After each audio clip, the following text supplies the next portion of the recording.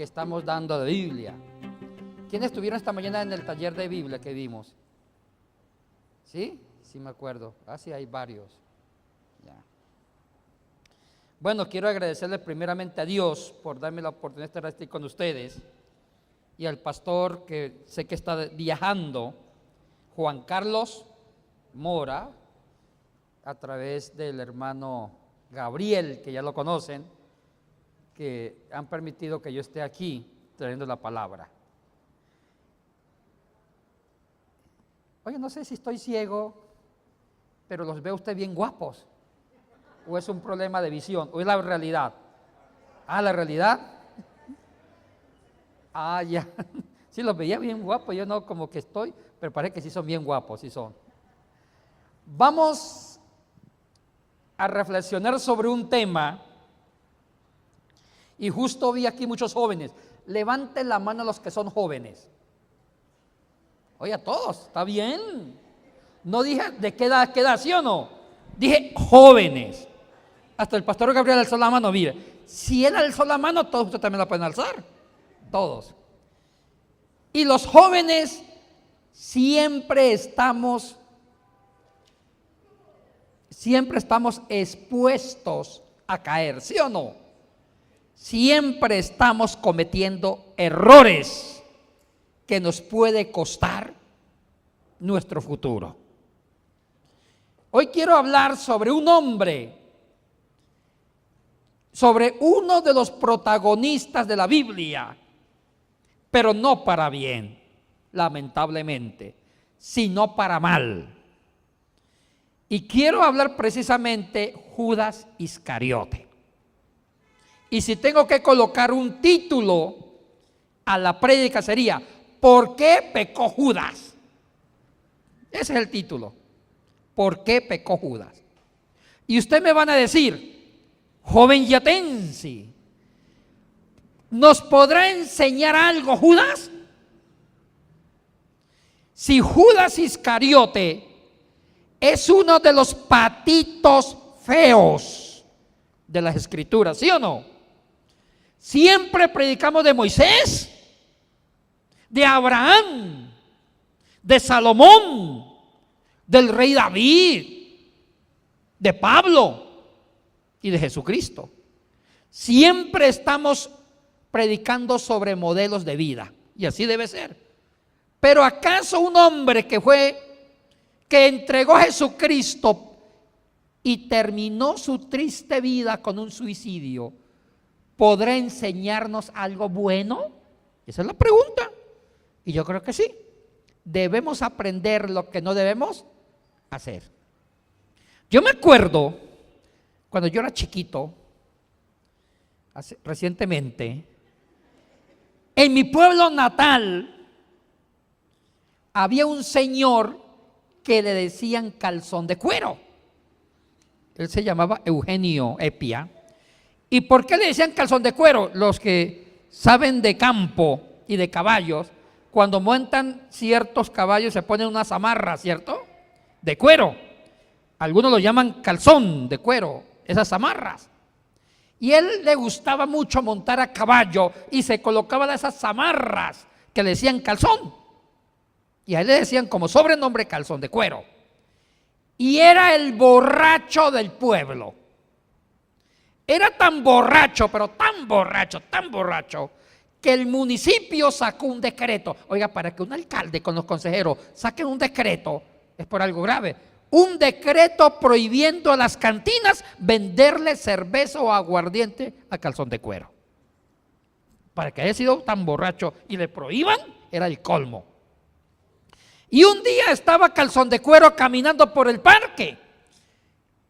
Estaba sobrio, porque nadie le quería vender aguardiente o cerveza. Estaba caminando cuando encontró a su hijo, que le decían calzón de cuerito. Usted sabe que a veces los hijos heredan los apodos del papá. En Colombia es muy típico, ¿sí o no? Le decían calzón de cuerito. Y calzón de cuerito se estaba tomando varias cervezas Águila con varios amigos. Y el papá le dice al hijo: hijo, no tomes, que es malo para la salud. Oiga, calzón de cuerito con los amigos, y no era para menos, se echaron a reírse. Se mataron de la risa, porque el que les prohibía era el borracho. Y le dice el hijo al papá: papá, ¿usted con qué autoridad moral me dice que no tomes? Si usted es el borracho del pueblo. Y mire lo que le contestó el papá, mire esto: es cierto, hijo mío, yo no tengo ninguna autoridad moral para decirle que no tomes, pero una cosa sí sé, yo sí sé lo que es estar fracasado. Yo sí sé lo que es estar hundido, estar en el pozo, en el abismo, en el barro, en el lodo del alcoholismo, tener que vomitar, tener el hígado destrozado. Yo sí sé eso. Y desde el abismo, desde el fracaso te grito: no me sigas, no me sigas, porque yo sí sé lo que es el fracaso. Oiga, curioso. No solamente los santos, los que no se equivocan nos pueden enseñar, también los que se equivocan nos enseñan lo que no debemos hacer. Y precisamente Judas Iscariote nos va a enseñar una lección de vida. ¿Quién fue Judas? ¿Quién fue Judas? Las escrituras no hablan mucho de él. El único evangelista que dice algo cruel y crudo de él es Juan. Revisemos Juan capítulo 12, versículo 6. Juan 12, versículo 6.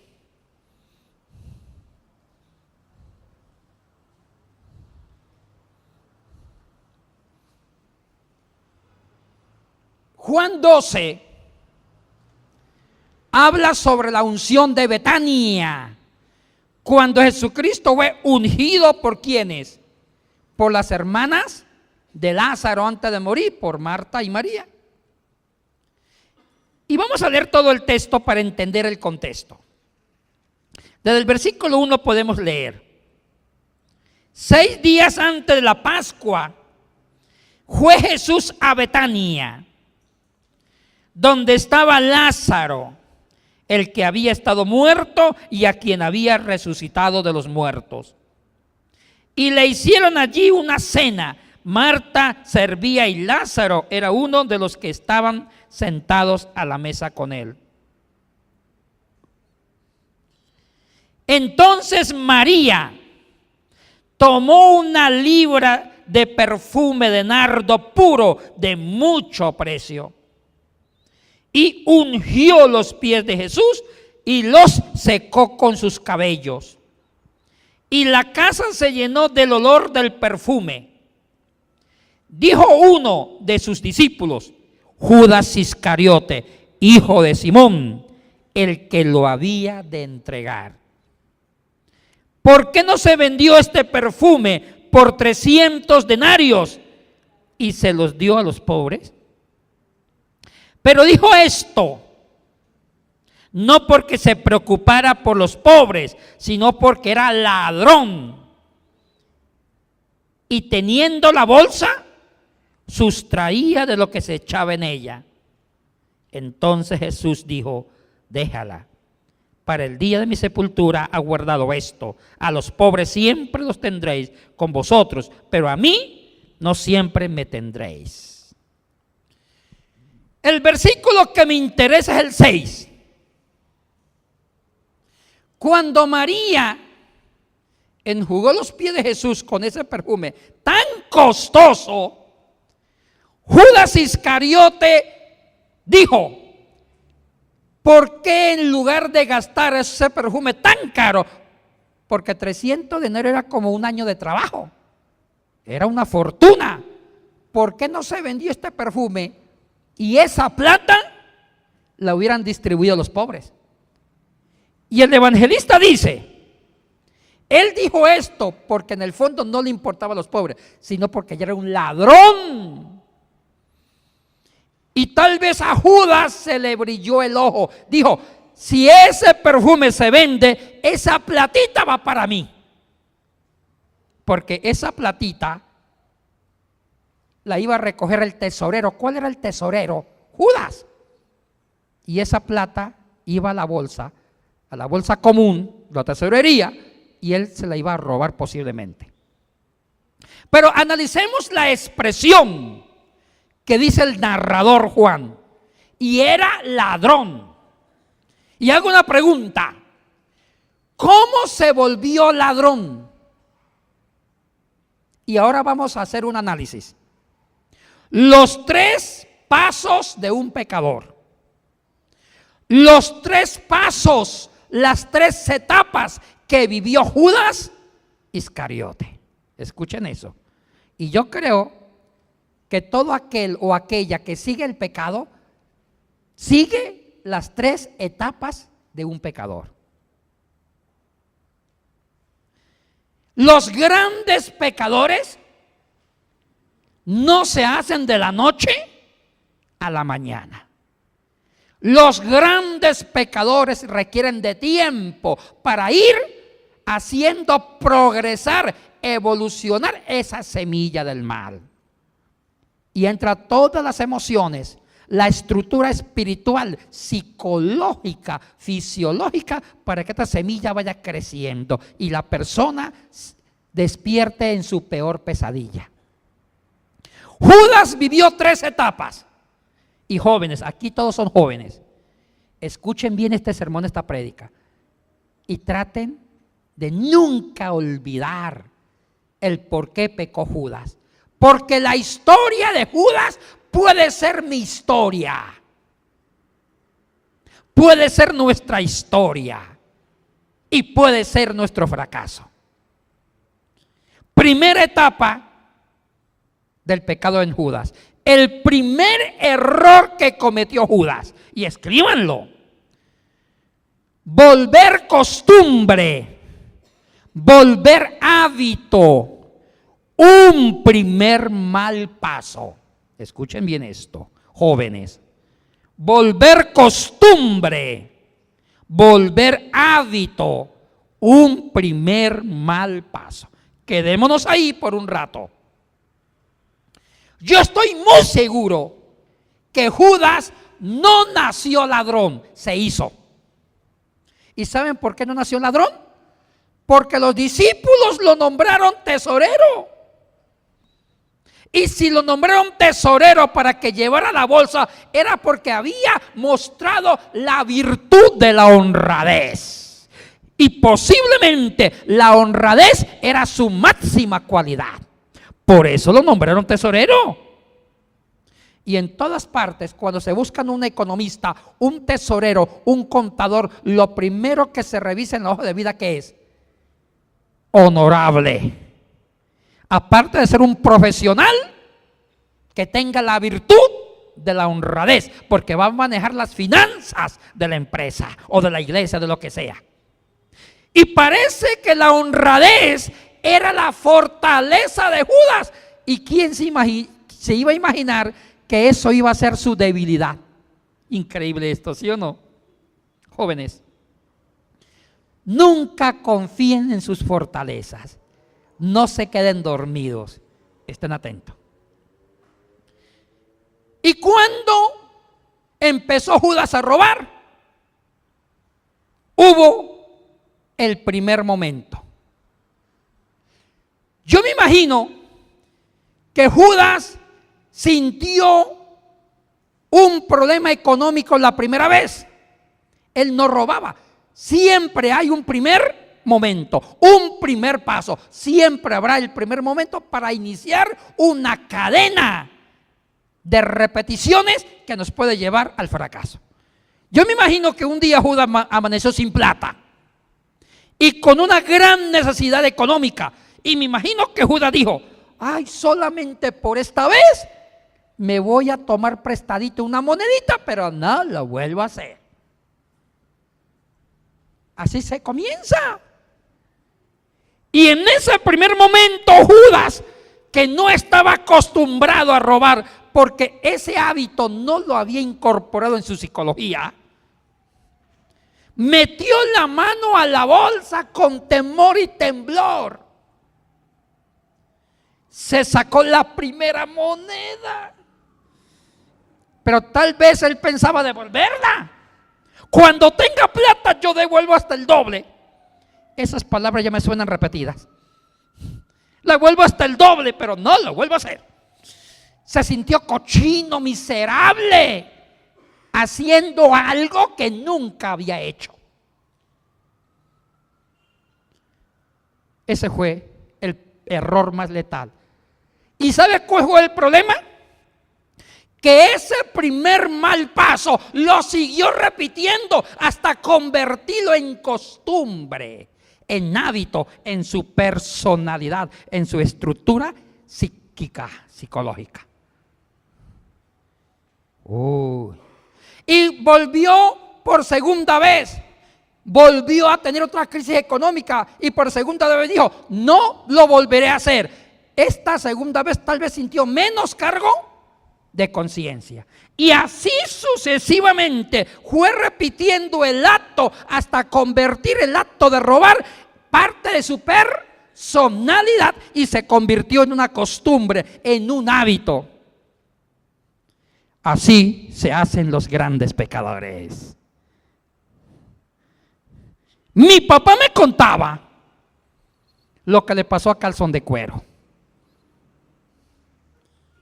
Calzón de Cuero era un joven muchacho inteligente, era el mejor muchacho del colegio y tenía aspiraciones buenas. Esa gente es buena, nacen buenos y tienen ilusiones, sueñan con ser alguien en la vida, como lo soñó Judas. Y yo me imagino que Judas, cuando fue llamado al ministerio, el apostolado, él pensaba ser un buen apóstol.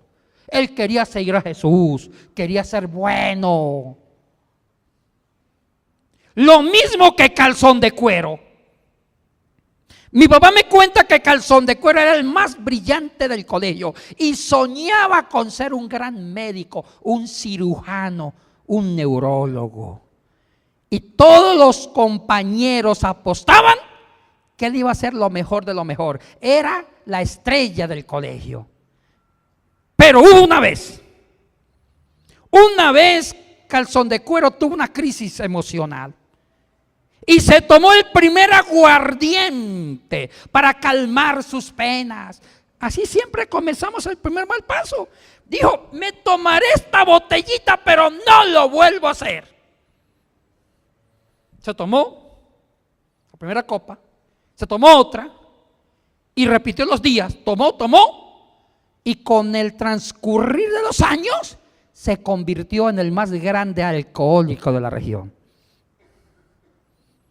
Los grandes pecadores no se hacen de la noche a la mañana. Y podemos seguir enumerando modelos de fracasos, sueños perdidos, sueños frustrados, jóvenes que querían conquistar el mundo con sus talentos, pero cometieron un primer error, dieron un primer mal paso que lo volvieron costumbre y hábito y terminaron destruyendo su éxito, terminaron destruyendo su felicidad y hundiendo sus vidas en el total fracaso. Jóvenes, un consejo a la luz de Judas: siempre estén revisando su caminar. Siempre estén revisando los nuevos hábitos y costumbres que vayan adquiriendo en el caminar de la historia.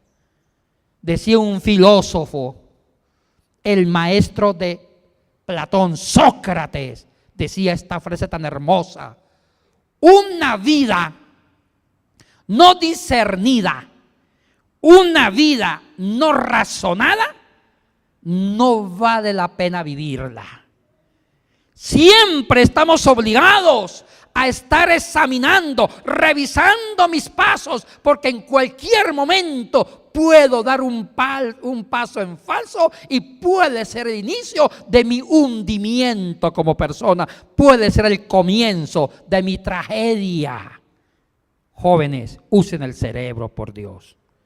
Así comenzó un hombre bueno que tenía todo para ganar, Judas, y era tan bueno que los compañeros le depositaron en él la confianza de ser el tesorero.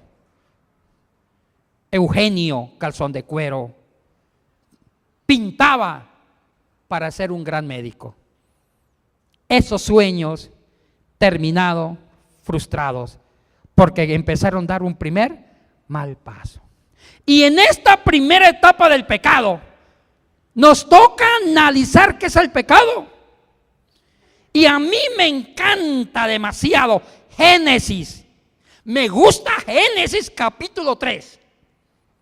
¿Usted han leído Génesis 3? Génesis 3 para mí es una obra maestra de psicología. Es una obra maestra de psicología. Porque en Génesis 3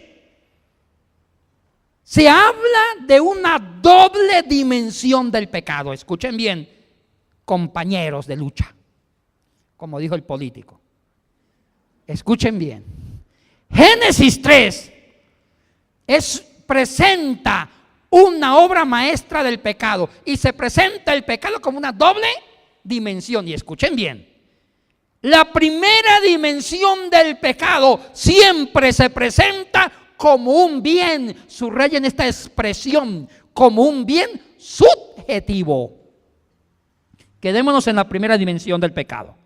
El pecado es atractivo por eso, porque el pecado aparentemente soluciona, responde, sacia las necesidades básicas del hombre. Siempre el ser humano es un ser necesitado por naturaleza y siempre tenemos áreas que saciar, afectivas, emocionales, intelectuales, económicas, fisiológicas, y ahí está la trampa del pecado, queridos jóvenes.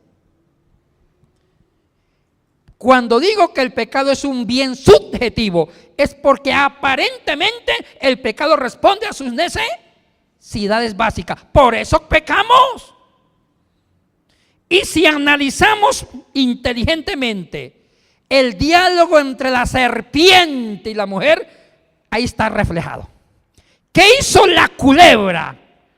¿Qué hizo la serpiente? Le trabajó la necesidad básica de la mujer. Le dijo: mujer, escuche bien, mujer, si usted come de este fruto, se le va a despertar el espíritu y va a tener conciencia del bien y del mal. Oiga, qué astuta, porque toda persona quiere conocer el bien y el mal. Es una necesidad básica. Y dijo la mujer: oiga, qué bueno, si como de ese fruto voy a saber mucho. Por eso aceptó comer del fruto, porque aparentemente saciaba sus necesidades básicas. Lo que le pasó a Judas, robó la primera moneda porque aparentemente saciaba sus problemas económicos, un bien subjetivo.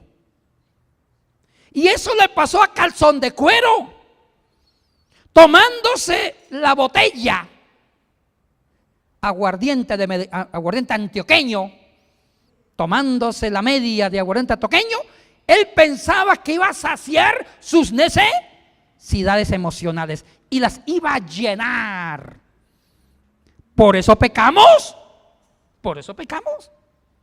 Porque el comienzo del pecado es agradable, aparentemente, porque me responden mis necesidades. Pero aquí viene el problema. Jóvenes, escuchen bien. El pecado tiene una segunda dimensión, que eso es lo peor de todo. Una segunda dimensión. La primera dimensión es que es un bien subjetivo. Pero la segunda dimensión es un mal objetivo. Cuando digo mal objetivo, me refiero a un mal real. Y ve la doble dimensión, bien subjetivo, bien personal, y después un mal objetivo. Y cuando Eva comió del fruto prohibido, que aparentemente era un bien subjetivo que saciaba sus necesidades, a poco tiempo vino la segunda dimensión. Se despertó en su peor pesadilla, que hasta la misma tierra protestó. Hasta la tierra produjo cardos y espinos. Todo mundo se cayó encima de ellos. Lo que le pasó a Judas. Tanto evolucionó el pecado de robar que terminó ahogándose en su propio delito. Le quitó la paz, se suicidó.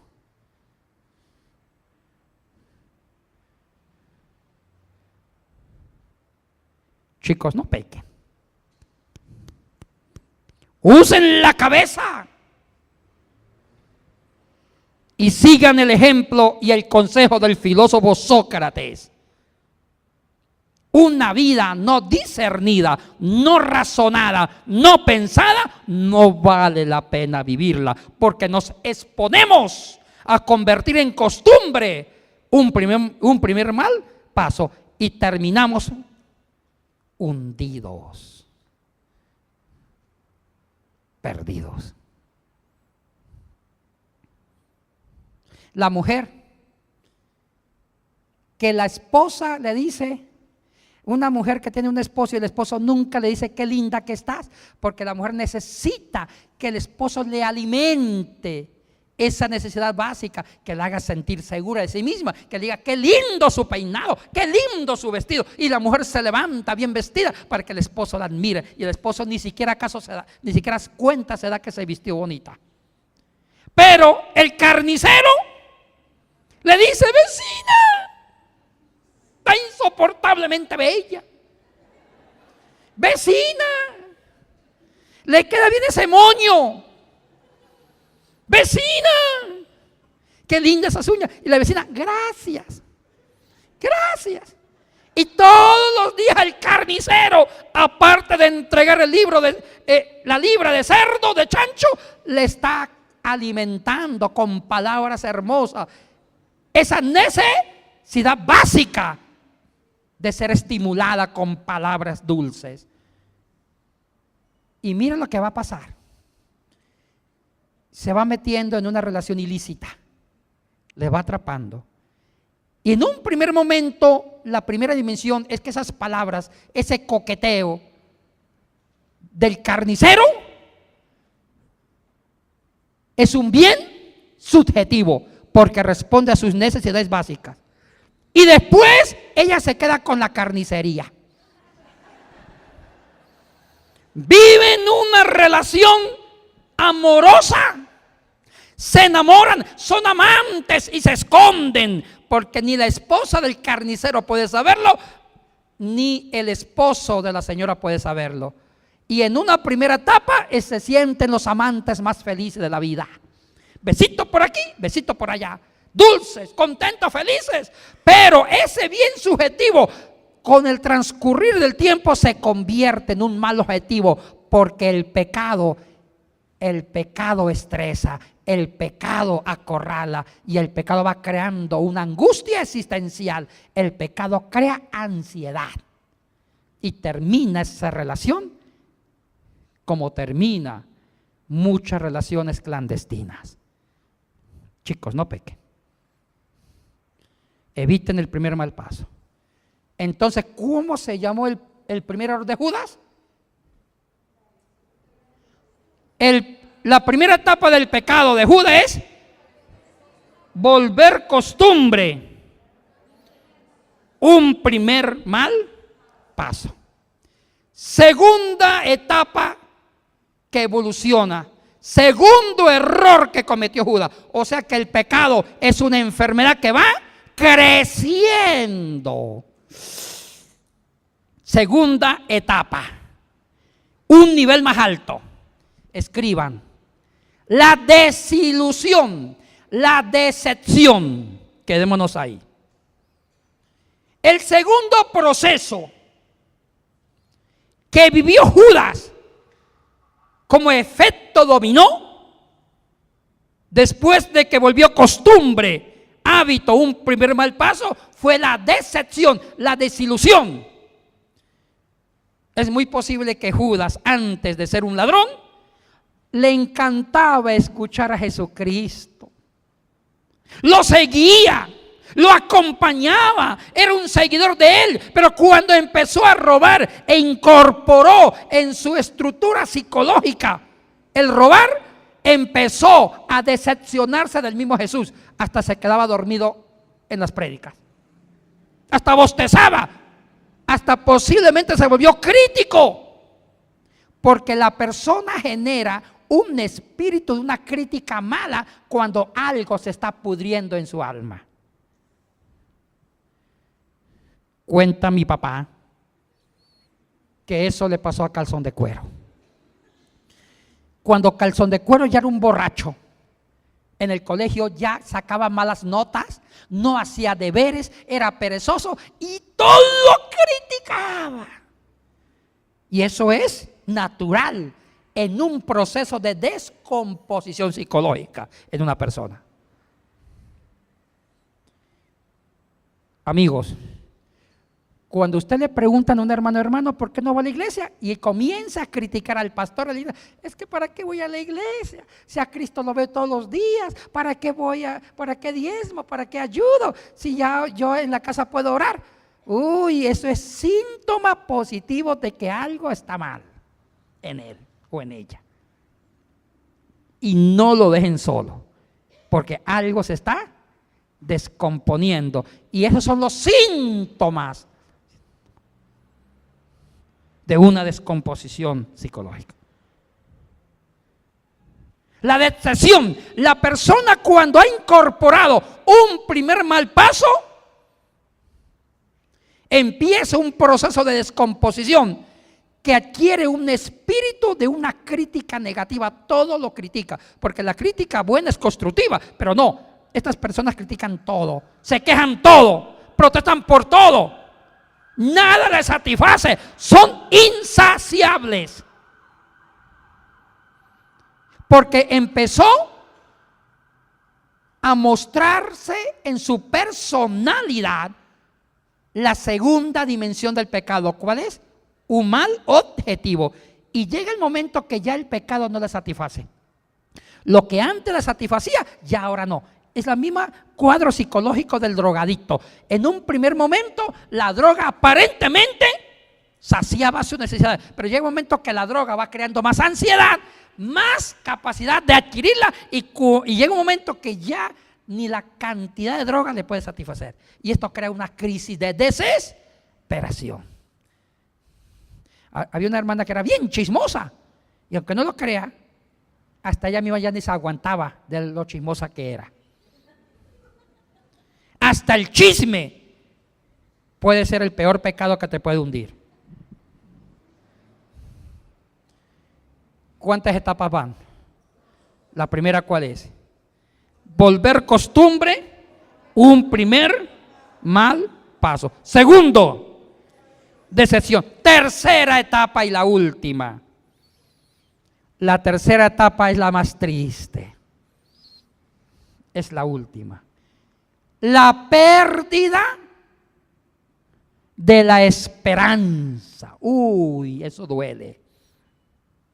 Llega un momento que el pecador es tan grande su descomposición que ya no cree que tiene un camino de salida. Ya no cree que tiene esperanza de cambio, porque se está ahogando en su propio delito. Porque la tercera etapa ya afecta terriblemente en una estructura psicológica sana. La descompone. El pecado descompone toda el área de la personalidad. Y los que son psicólogos lo saben. demostrado por la psiquiatría inclusive. Descompone todo. Y terminan tomando decisiones fatales y letales. Mire lo que le pasó a Judas. Me encanta señalar la diferencia entre el pecado de Judas y el pecado de Pedro. En el contexto histórico, el pecado de Pedro fue más grave que el pecado de Judas. En el contexto judío, negar era más grave que traicionar. Pero veamos las dos diferencias. Judas perdió la esperanza de la salvación. Judas, en su tercera etapa del pecado, que fue la pérdida de la esperanza, perdió la capacidad de creer que Jesús le podía perdonar. Y cuando perdió la esperanza, cuando se pierde la esperanza, se raya con el suicidio. Ya nada puede cambiar. Todo está perdido. Y terminan tomando decisiones letales. Pero ¿qué fue lo que le salvó a Pedro? Pedro lloró y lloró amargamente, pero no perdió la esperanza del perdón. La esperanza lo salvó. Si alguien está viviendo la tercera etapa, péguese una escapada y aférrese de que hay un perdón. Busquen ayuda para encontrar un camino de salida. Y que la tercera etapa no le robe la esperanza de la reconciliación. Cuenta mi papá que un día encontraron a Calzón de Cuero muerto en la cuneta de una calle. Así terminó la vida del que pudo ser un gran neurocirujano. Terminó destruido por su primer mal paso, que lo convirtió en un hábito y terminó descomponiendo su personalidad, su estructura psicoemocional y toda su capacidad espiritual. Jóvenes, cuiden su caminar. Sean sabios. Usen la cabeza para revisar y discernir cualquier decisión que tomen. Una mala decisión, un primer mal paso, puede ser el comienzo de una vida fracasada. Y termino con una anécdota. Yo tenía un maestro que era psiquiatra en Quito. Era el psiquiatra del manicomio. Le decían el loco Buendía. Parece que todos los buenos psiquiatras como que le dicen locos. Un loco, qué mejor que un loco entienda a los locos. Este psiquiatra era brillante. Fue mi maestro en la universidad en psicología pastoral. Y el psiquiatra nos dijo: muchachos, el próximo lunes la clase va a ser en el manicomio. Y nosotros contentos. Por novelería, uno de mis sueños era que yo quería conocer a los locos y a las locas. Curiosidad. Y nos citó en un lugar de la ciudad de Quito a las 8 de la mañana. Y yo siempre he sido puntual. Más puntual que novio feo. Ustedes saben que los novios feos son bien puntuales, porque no son tontos. Sabes que tienen la única y la última oportunidad para que una pobre mujer de fe se fije en ellos. Estuve puntual. Llegó el microbús y nos llevó a 15 estudiantes al manicomio. Y nosotros contentos porque íbamos a tener un encuentro. Íbamos a conocer a los locos y a las locas en vivo y en directo. Llegamos al manicomio.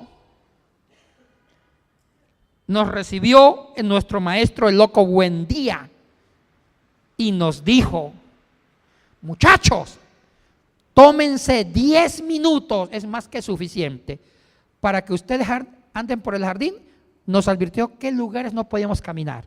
Caminen por el sector, aquí están los locos menos peligrosos, y en 10 minutos suben al auditorio para hacer una retroalimentación. Y nosotros le decimos: oiga, doctor, mejor denos una media hora. No, yo sé por qué se lo digo, mejor 10 minutos. Ay, en 10 minutos fue la cosa más macabra. Empezamos a ver locos que parecían zombies, que habían perdido el control sobre su vida. Un compañero mío estaba parado cuando sintió debajo de un árbol que algo le caía. Y mira hacia arriba una loca haciendo caca. Hasta eso vivimos. Sí.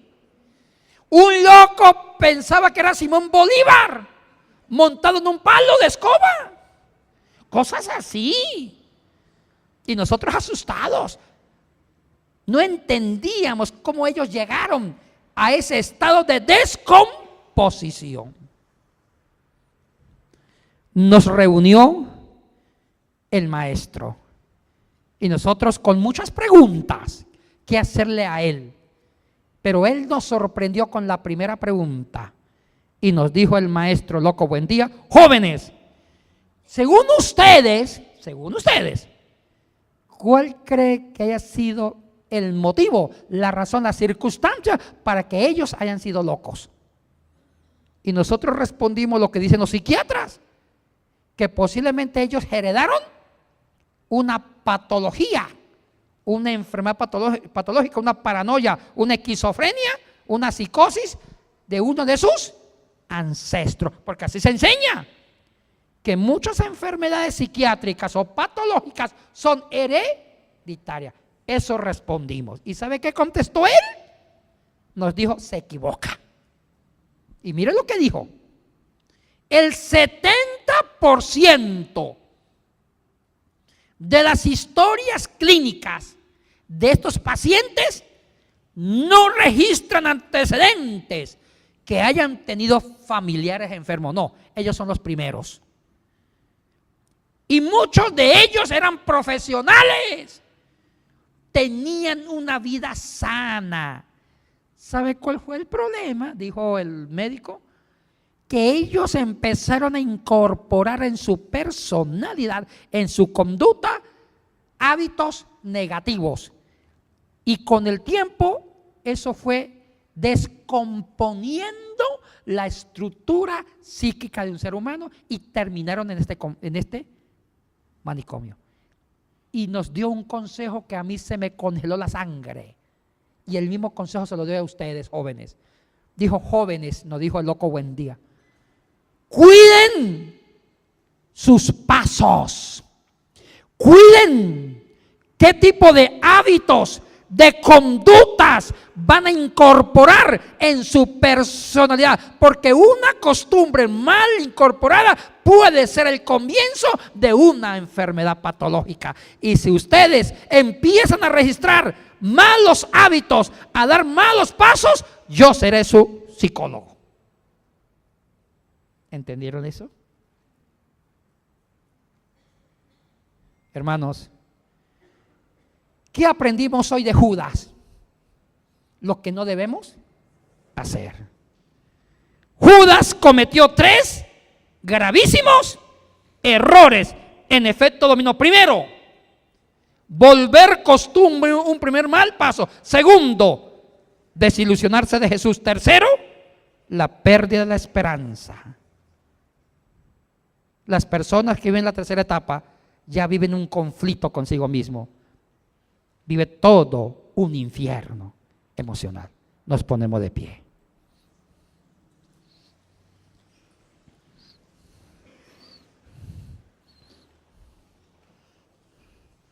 Oh amado Jesús, te damos gracias por tu palabra, Señor. Siempre tu palabra nos confronta, nos guía nos ilumina, Señor. Nos muestra el camino de la luz. Tu palabra es un principio de sabiduría para andar correctamente en la vida y vivir la felicidad en ti, Señor.